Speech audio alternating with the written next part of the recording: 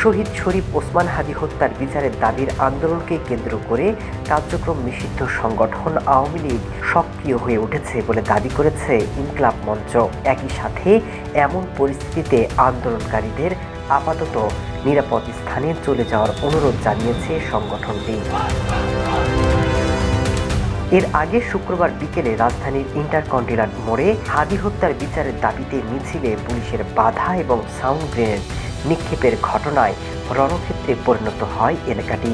ওই সংঘর্ষে জাবেরসহ সংগঠনটির শতাধিক নেতা আহত হন। শুক্রবার রাতে ইনকিলাব মঞ্চের অফিসিয়াল ফেসবুক পেজ এবং সংগঠনটির সদস্য আবদুল্লাহ আল জাবেরের ব্যক্তিগত ফেসবুক আইডি থেকে দেওয়া এক পৃথক বার্তায় এই সতর্ক বার্তা দেওয়া হয়।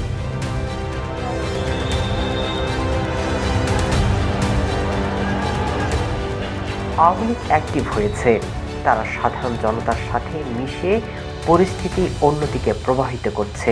এদিকে শহীদ ওসমান হাদী হত্যার বিচার, অন্যদিকে নির্বাচন বানচালের চেষ্টা চলছে।